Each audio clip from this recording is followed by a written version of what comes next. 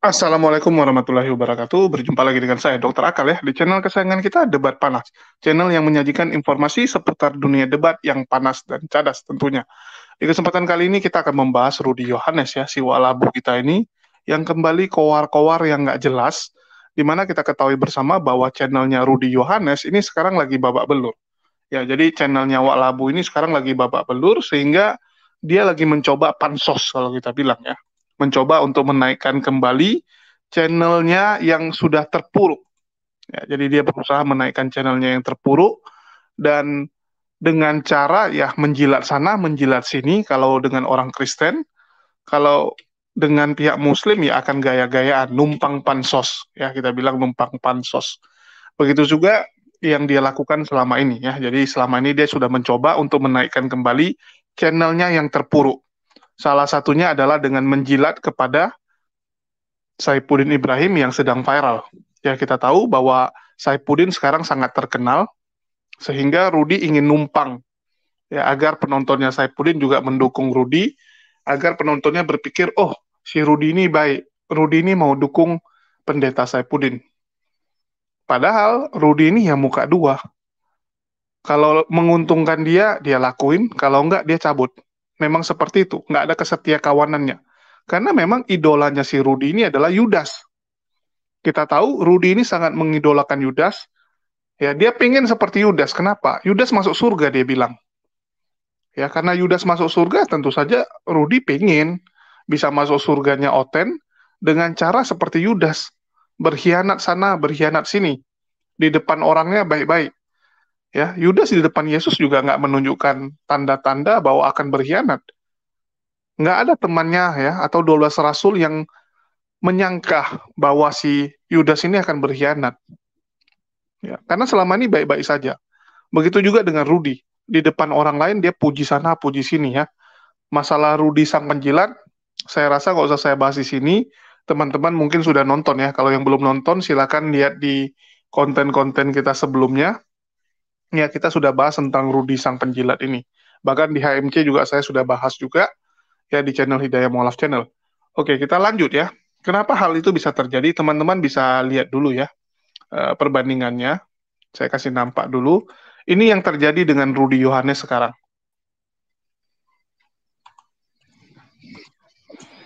Ini channel Sang Debaters. Ya, Sang Debaters, di mana sekarang jumlah penontonnya cuma segini. Artinya, lihat ya, teman-teman bisa lihat, dalam 30 hari ke belakang, dari sekarang sampai 30 hari ke belakang, artinya 1 bulan lah. 30 hari itu kan kurang lebih 1 bulan. Jumlah view dia, atau jumlah yang nonton cuma 740 ribu view. Yang nonton channel dia cuma segini, 740 ribu. Nambah subscriber nggak usah dihitung lah, karena subscriber juga nggak gitu penting. Ya, yang perlu kita perhatikan adalah ini, karena ini yang menentukan pendapatan Rudy dari YouTube. 740 ribu itu kalau diuangkan kurang lebih 7 juta. Jadi penghasilan Rudy yang sebelumnya 15 sampai 18 juta, sekarang turun habis-habisan tinggal di bawah 7 juta. Kurang lebih penghasilan dia sekarang cuma 7 juta dalam 1 bulan. Dulu 16 juta, paling sedikit 15 juta, kadang bisa 20 juta.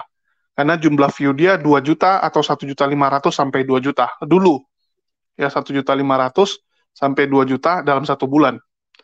Ya, kita bandingkan coba, nggak usah jauh-jauh, dengan Al Ayubi. Ya, sekarang Bang Al Ayubi yang lagi naik daun. Ya, ini Bang Al Ayubi channel, teman-teman bisa lihat ya, kita bandingin dengan Al Ayubi, tentu saja sangat jauh. Bang Al Ayubi sekarang berapa? 3.095.000. Ya, Bang Al Ayubi sekarang dia punya penonton 3 juta dalam 1 bulan. Luar biasa sekali. Dibandingkan dengan Rudi, 700 ribu. Artinya, Bang Al Ayubi sudah 4 kali lipat lebih. Ya, Al Ayubi channel 4 kali lipat lebih besar daripada Sang Debitur. Ya, jadi Sang Debitur ini bawa belur. Kalau dibandingkan dengan Bang Zuma, nggak usah dibilang lagi lah. Jauh.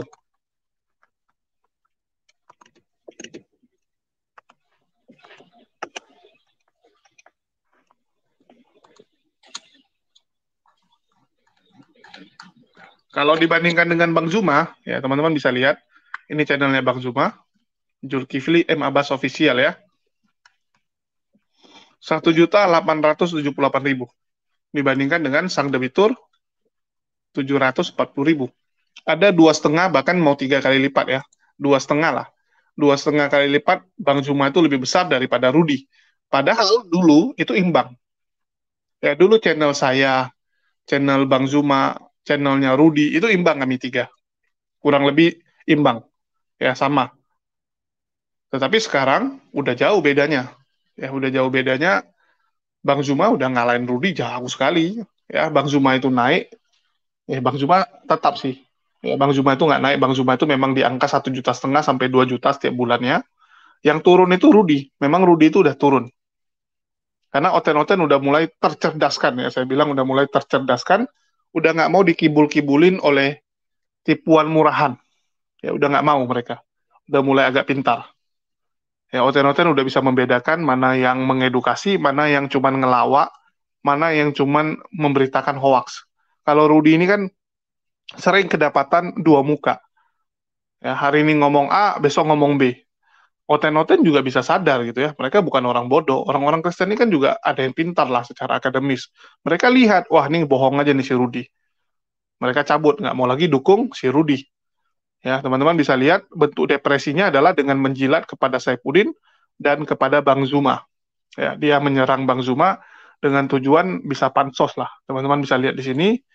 Ya, jadi channel dia tuh sekarang untuk nyari 10.000 udah susah. Pas-pasan ini.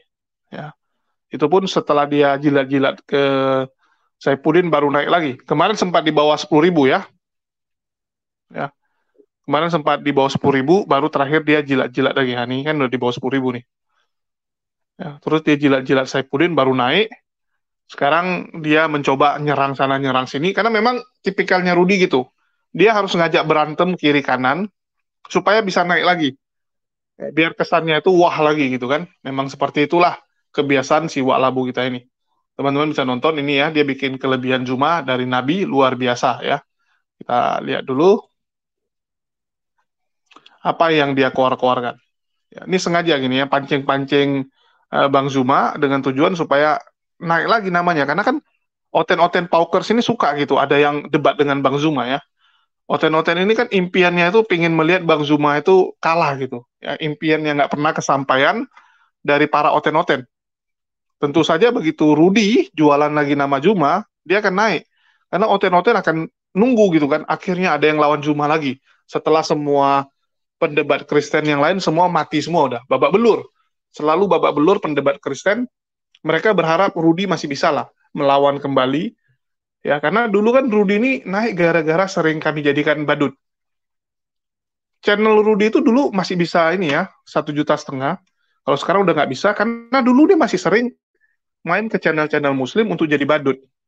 Ya, adalah yang dia berikan kepada channel Muslim, yaitu dia jadi badut di tempat kami. Jadi minimal dia keimbas.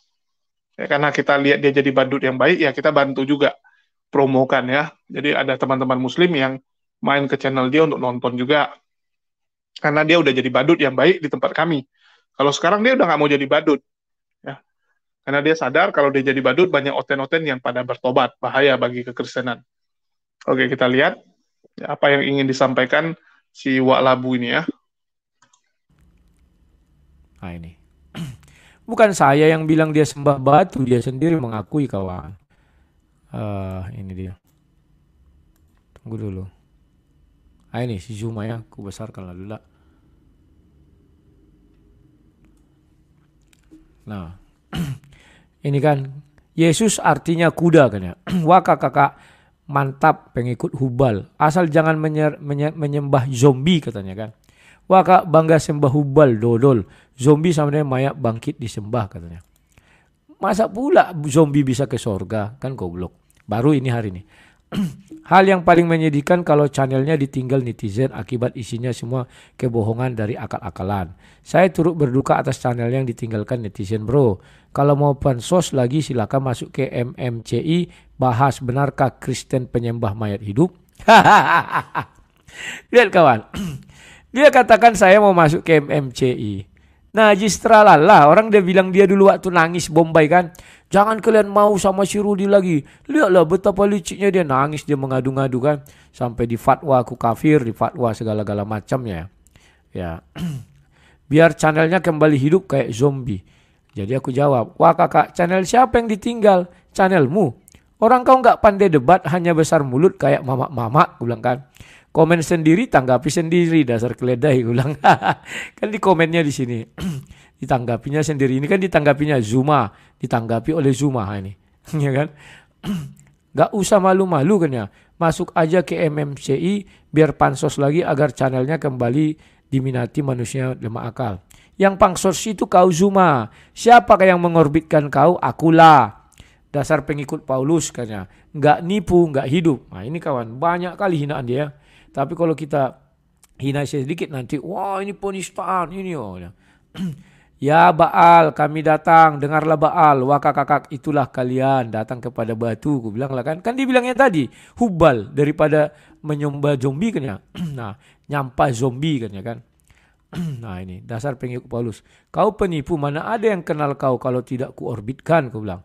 Masuklah ke MMC biar laku channelmu. Pan channel dia biar laku. Ingat kalian peresmian MMCI diundanglah aku ke situ. Padahal aku sudah difatwa kafir, sudah difatwa jangan lagi kalian mau nonton video dia, jangan lagi kalian ke sana segala macam ya. Tapi kok bisa diundang? Paulus, channelku laku keras dul, laku di toilet kan ya. Semua orang tahu aku yang orbitkan kau, meong. Paulus suka tipu-tipu. Gimana ada rampung masjid istrimu? Mr. M yang tipu-tipu, kalian bodoh, aku bilang. Udah 3 masjid yang rampung sejak beliau hidup, katanya. Matius 12:15, Kristen agama 2 kali lebih jahat daripada agama Yahudi. Ya, sejak wafat yang kutanya dulu, kau membuat masjid atas namamu, biar dibuat rumahmu di sorga kan? Wah, aku bilang. Pesan Yesus agar waspada kepada Kristen penyembah zombie, ya kan? Di atas tanah sendiri kan ya. 1 Timotius 4 ayat 1, kalian menyembah iblis. Asal jangan nipu netizen rumah Tuhan. Tapi ternyata di rumah tinggal keluarga kan ya. Lu mana pernah aku bilang itu ku buat gereja. Goblok memang orang ini. Video masih ada, jejak digital masih ada. Makanya kau buat rumah istrimu di sorga. Tetapi rumahmu sendiri, ku bilang kan. Dia buat rumah ya di atas tanah sendiri. Yang kau menipu buat masjid atas nama istrimu, ku bilang. Kau menipu membuat masjid atas nama istrimu. Kata Paulus, kata Yesus lebih akurat dari bapa segala iblis. Faktanya atas nama istriku katanya. Wakal iblis bapamu karena sembah batu, aku bilang. Kan dia bilang hubal tadi. Bukan atas nama umat tapi anak istri yang ditinggal. Ya jelas lah. Aku gak punya jemaat kok atas nama umat. Ku buat rumahku ya goblok. Sembah zombie kan ya. Nah itu artinya milik istrimu bukan milik Allah, aku bilang kan. Sembah batu, aku bilang kan. Wah kakak, milik istrimu bukan milik Islam atau Muhammad. Kalau Muhammad kau buat, aku bilang ya. Jadi masuk MMC biar ku bahas Kristen menyembah zombie kan ya. Mana sanggup kau debat keledai, ku bilang ya. Jadi dia kawan, masjid itu milik istrinya, bukan milik Islam ya atau milik Nabi Muhammad. Suara aja yang kuat, kalau berani di room Kristen kita debat, ku bilang ya. Dodol, masjidku bebas, siapapun datang ibadah gak ada keluargaku tinggal di sana lah. Kamu buat rumah atas nama umat, anak istri memalukan. Muhammad kalau kau buat, Muhammad tak pernah bangun masjid atas nama istrinya, aku bilang. Aku emang buat rumah, makanya nama rumah anak terang, aku bilang ya. Begitulah kawan diskusi kalian. Saya keliling room Kristen sejak Ramadan, kamu aja yang kembali ke FB karena gak laku. Wah kakak, aku laku keras dulu, aku bilang. Anak terang, anak matahari, dasar penyembah zombie. FB ku sudah 394 ribu K ya, ribu penyembah batu tiap hari 5 kali kau buktikan, aku bilang. Kek FB kok bangga kan ya. Asal jangan nyembah zombie, kan? Asal jangan nyembah zombie selalu bilangnya kan. Dia mengakui dia sembah batu hubal kawan. Dari awal kan kami cerita hubal. Ya kan? Wah kak, mantap kau akui penyembah batu, ku bilang kan. Gak ada nabi ajarkan nyembah mayat hidup. Nabi-nabi ajarkan sujud menghadap Ka'bah bait Togut. Apa ini? Tuguh. Kalau Muhammad kau buat, Muhammad tidak pernah bangun masjid atas nama istrinya. Nyampah mayat pagan katanya. Makanya kayak perempuan kan. Wah kakak, mana ada Nabi mengajarkan itu di Al-Quran. Tak ada ayatnya, aku bilang. Yang ini, yang iri itu Muhammad sama kau, aku bilang. Ya kan? Iyalah, dia Nabi nggak pernah membuat masjid atas nama istrinya. Dia bisa kawan. Ah, wah kakak baca kitab Yahudi nyata di sana. Wah ini bisa jadi konten yang bagus. Malam atau siang ini kubaca. Curi kitab agama lain tapi hanya tameng untuk legalkan sembah mayat. Mana ada Yahudi sembah batu kubus setiap hari, aku bilang. Silahkan bahwa kau menyembah zombie, kan ya. Mereka sujud mengatur batu tugu, kan. Yang curi tuanmu hanya mampu sebut Injil, isi Injil tak tahu, aku bilang lah kan. Jadi begitulah kawan, diskusi-diskusi kami. Ya, beginilah si Walabu ini ya. Dia yang padahal ngomong sendiri, komen sendiri, terus dia bahas sendiri, dia ngomongin orang lain. Bang Zuma tuh paling malas bahas-bahas istilahnya dari video orang. Dia lebih suka langsung tanding sama orang, langsung sparring sama orang ya. Kita tahu sendiri lah tipikal Bang Zuma ya. Kalau memang di room dia udah nggak ada oten, dia milih pergi ke channel-channel Kristen ya, keliling-keliling untuk cari oten juga. Karena nggak ada lagi oten yang di tempat dia ya, yang berani masuk. Biasanya Bang Zuma akan safari nyari-nyari oten. Karena Bang Zuma tuh tipikalnya dia lebih suka lawan orang gitu. Kalau si Rudy Yohanes kita bisa lihat lah, sekarang nih nggak berani dia. Dia di channelnya sendiri aja sekarang. Cuman diam di channelnya sendiri, nggak mau keliling. Kenapa? Ya karena Rudy ini selalu babak belur kalau di tempat orang, dijadikan badut. Ya kita bisa lihat. Nggak berani dia sekarang di mana-mana muncul. Karena dia jadi badut sekali. Ya selalu jadi badut ini. Dia cuma berani nanti cari yang baru-baru, ya orang yang belum kenal dia, masih bisa ditipu-tipuin gitu ya. Saya nggak bilang pendebat Muslim yang baru ini gimana gitu, tapi yang pasti adalah namanya juga pendebat Muslim yang baru ya, yang baru ikut debat, mereka nggak tahu kalau oten ini ular beludak. Nah, mereka masih polos lah kita bilang ya, masih polos. Kita nggak tahu kalau oten ini ular beludak, sehingga ya gampang ditipuin gitu.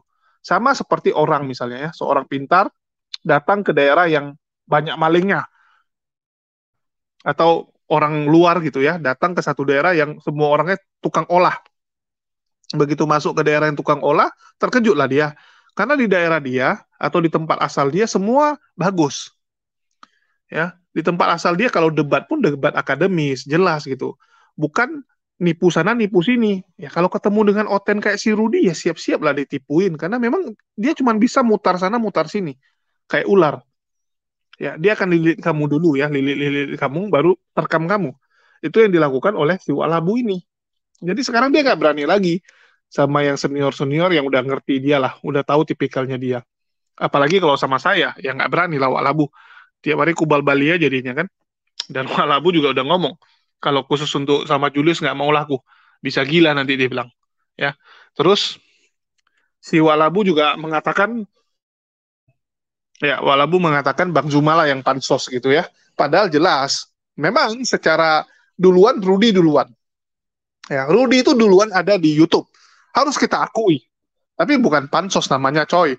Ya, itu namanya kita menang gara-gara fair. Ya sama dengan channel HMC. Saya nggak pernah bilang ya bukan karena Rudy saya terkenal di awal-awal. Banyak faktor, bukan hanya Rudy ya, ada juga Luga, Niken ya, yang selalu menjadi badut di tempat saya sehingga channel HMC cepat besar. Tapi badut utama tahun lalu ya, tahun lalu kan tahun pertamanya HMC, tahun pertamanya itu yang jadi badut utamanya ya Rudy Yohanes.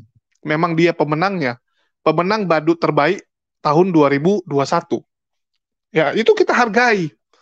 Tapi kenapa? Bukan karena saya pansos, ya bukan karena Bang Zuma pansos, tapi karena Rudy lah memang yang harus pertama kali kita KO-kan. Dia itu kayak istilahnya untuk training ya. Pemain-pemain baru untuk training tuh lawan Rudy dulu gitu. Kalau udah bisa lawan Rudy dan menang, baru nanti dia jadi profesional. Jadi Rudy ini kayak ini aja sih lawan sparring pertama. Ya, dia tuh badut yang harus kita gunakan. Itulah kenapa saya bilang kepada pendebat Muslim, ya banyak yang nanya saya, Bang, gimana supaya bisa cepat besar channelnya, cepat gini terkenal gitu ya. Saya bilang hajar aja si Rudy. Banyak pendebat Muslim kan yang buat channel nanya ke saya, gimana supaya bisa channelnya laku. Hajar Rudy saya bilang, jadikan dia badut. Karena memang Rudy ini selalu jadi yang pertama dihajar. Bang Zuma dulu ya sama gitu kan, terkenal karena menghajar Rudy, harus kita akui. Terus kedua, ya Goldian juga sama, saya juga sama, semuanya sama kok polanya. Rudy ini selalu dijadikan badut pertama. Ya bukan karena dia jago, enggak. Contoh Mike Tyson dulu ya. Mike Tyson waktu masih muda, dia terkenal karena apa? Saat dia mengalahkan Trevor Berbick. Saat itu Trevor Berbick adalah juara dunia gitu kan. Mike Tyson siapa? Cuman anak muda yang baru muncul. Dihajarlah Trevor.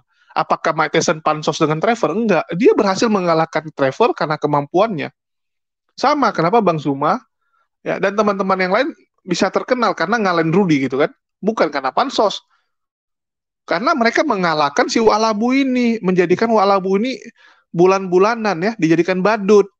Dan karena memang Rudy itu badut. Ya, jadi jelas kalau Walabu ini nggak lebih daripada badut.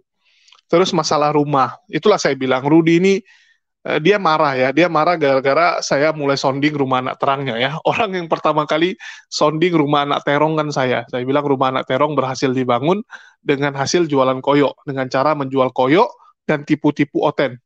Itu marah sekali Rudy ya, dia sangat tersinggung karena rumah anak terongnya diungkit. Tapi itu fakta. Ya, rumah itu rumah kamu pribadi, cuman gaya-gaya doang namanya rumah anak terong. Bahkan terakhir dia nggak jadikan itu rumah panti asuhan lagi, dia akan jadi tempat sekolah doang, tempat belajar Alkitab aja. Ya pelan-pelan nanti lama-lama ya udah nggak ada lagi gitu. Terus kan sudah saya bilang berkali-kali, di mana jaminan ya kalau Rudi sudah nggak hidup atau sudah meninggal, tempat tersebut akan jadi tempat belajar Alkitab? Nggak ada jaminan. Salah-salah, begitu Rudi udah nggak ada ya udah itu jadi rumah istri dan anaknya murni ya. Saya tahu kalau Oten-Oten tuh menyumbang dengan sukacita, sukarela ya, mereka nggak ada masalah. Tapi kan nggak baik juga nipu-nipu, ya. Ini kan ibaratnya seperti yang saya bilang gitu. Sumbangkan kepada anak yatim, saya bikin sumbangan kepada anak yatim. Terus tergeraklah orang-orang untuk menyumbang karena tahu ini untuk anak yatim, ya. Mereka mau membantu anak yatim, disumbanglah. Terus uang tersebut saya makan, misalnya, ya. Uang tersebut dimakan. Alasan saya apa? Oh, saya kan anak yatim. Jadi uang tersebut untuk saya sebenarnya. Ya, saya ngomong ke kawan saya gitu. Menurut teman-teman elok nggak? Ya nggak elok. Itu kan namanya nipu. Kamu nulisnya sumbangan kepada anak yatim. Penonton tuh berpikirnya, oh itu akan dibantu kepada panti asuhan, kepada orang yang susah gitu kan. Mana ada yang berpikir itu untuk kamu gitu. Kalau untuk kamu ya tulis saja untuk kamu. Sama kayak misalnya si Risuli Lubis, dia langsung ngomong untuk biaya perjalanan saya ke Ciamis, untuk bantu pelayanan saya. Jadi orang tahu kalau ngasih duit itu memang untuk Risuli Lubis yang makan. Beda dengan yang dilakukan Wak Labu ini. Wak Labu ini ngomongnya rumah anak terang. Di otak orang itu apa? Di otak orang, oh ini panti asuhan. Oh ini nanti tempat orang sekolah Alkitab. Ya. Ternyata rumah dia, coy. Rumah pribadi dia. Ini kan menipu. Kamu membungkus sesuatu biar kesannya itu bagus, itu nggak boleh, Ruth. Ya, itu udah masuk ke unsur penipuan gitu. Kamu membungkus seakan-akan bagus, beda dengan yang dilakukan Bang Zuma. Bang Zuma bangun masjid, ya diwakafkan, nggak ada hak Bang Zuma, ngaturin orang pun nggak ada. Ya, siapa yang mau sholat di sana pun nggak bisa Bang Zuma misalnya, oh Bang Zuma nggak senang sama satu orang itu mau sholat nggak boleh, dibilang Bang Zuma, oh khusus orang ini nggak boleh sholat, dibikin tanda blacklist nggak boleh datang, nggak bisa, ya nggak bisa coy. Bang Zuma ya tetap sebagai umat biasa kalau datang ke sana, nggak ada hak dia juga untuk ngapa-ngapain. Sama, perlakuannya sama. Surat tanahnya juga diwakafkan, ya sertifikatnya diwakafkan. Nggak ada hak untuk Bang Zuma dan anak-anaknya juga untuk masjid tersebut, nggak ada. Ya, nggak ada, karena kita itu kerja bukan untuk kita. Beda dengan Oten, semua untuk kemuliaannya sendiri, untuk nyari namanya sendiri, dan juga untuk ya aset mereka. Beda. Kalau Rudi nama dia atau nama istrinya ya, saya rasa nama istrinya lah dia buat sertifikat tanahnya. Ya, begitu Rudi meninggal ya itu punya keluarganya, selesai, nggak ada tanggung jawabnya. Ya, kalau Bang Zuma nggak ada Bang Zuma, nggak ada anak Bang Zuma pun, itu masjid itu tetap akan jalan, tetap akan jadi masjid, nggak akan berubah. Kalau Rudi kan nggak, begitu dia udah nggak ada di dunia, udah meninggal, rumah anak terang ya akan jadi rumah keluarga Rudi. Simple kok. Jadi inilah saya bilang membungkus sesuatu dengan tipu-tipu ya. Oten ini jago dia. Jago sekali menipu tuh dengan seakan-akan kata-kata, wah ini kita akan bantu orang, akan begini begitu. Padahal ya untuk perutnya sendiri semua. Semua untuk kemuliaannya sendiri. Jadi inilah kebiasaan dari para oten-oten ya. Rudy ini memang jago dia untuk nyari simpati, nyari dukungan ya. Tapi saya bilang nggak lebih daripada ya itu semua aksi tipu-tipu dan semua orang sekarang udah sadar. Banyak oten lah, nggak semua ya. Setengahnya sudah sadar dan kita sudah lihat ya setengah dari penonton Rudy sudah hilang. Lebih dari setengah.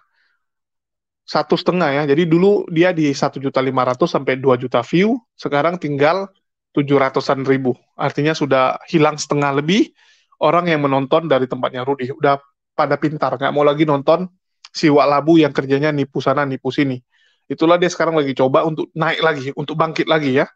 Karena sudah 3 bulan dia seperti ini. Sejak dia memutuskan nggak mau jadi badut lagi, dia jadi hancur. Ya, karena dia baru sadar sekarang. Rupanya dulu dia tuh laku karena dia jadi badut. Kalau dia nggak jadi badut lagi, dia nggak laku. Syok juga dia ya. Wah, ternyata selama ini orang nonton saya karena saya badut. Dia baru sadar. Dikiranya orang nonton dia karena pintar. Ternyata orang nonton karena dia selalu dihajar sama pihak Muslim. Itulah kenapa sekarang nggak mau lagi dia. Dia mau ganti style ya. Dia mau ganti gaya. Mau cari identitas baru lah. Jangan jadi badut terus selamanya. Ya, kita coba saja. Ya, kita lihat apakah Rudy akan berhasil dengan gaya barunya. Tetapi yang pasti uang segitu udah lumayan lah. Penghasilan dia segitu udah lumayan karena penghasilan utama Rudy ini dari donasi, bukan dari YouTube ya. Dia dapat donasi lumayan. Ya, itu yang dia ceritakan. Apalagi belum lagi dia juga sekarang jadi makelar kasus ya, walaupun gagal-gagal terus. Kemarin ke Bengkalis gagal, di Riau Pekanbaru gagal, ya. Tadi mana-mana gagal terus ini si makelar kasus ini ya, Markus ini. Oke, mungkin itu aja deh saya. Teman-teman yang nilai sendiri ya, saya kasih data, lihat aja jumlah view dia. Memang udah jatuh kok. Ya bukan saya ngarang-ngarang. Tanya aja sama Rudy. Memang diakui kok. Jumlah view dia udah turun. Orang udah nggak mau nonton dia. Karena memang nggak ada ilmunya. Cuman untuk lucu-lucuan aja dia. Kalau udah nggak lucu ya ngapain lagi gitu. Kalau badut, ya badut itu udah nggak bisa menghibur, nggak lucu. Orang nggak akan nonton. Ya, badut itu tiba-tiba mau serius ya nggak bisa. Karena dia memang badut. Ya kalau dia mau jadi orang serius ya lepas dulu kostum badutnya, belajar. Belajar dulu jadi orang pintar. Baru nanti ganti image-nya. Butuh proses, butuh waktu. Cobalah Walabu ya, silakan Anda mencoba. Kita tunggu bagaimana Walabu ke depannya. Itu aja dari saya. Makasih buat semua yang udah nyimak. Di akhir kata saya ucapkan wassalamualaikum warahmatullahi wabarakatuh. Sampai jumpa di lain kesempatan.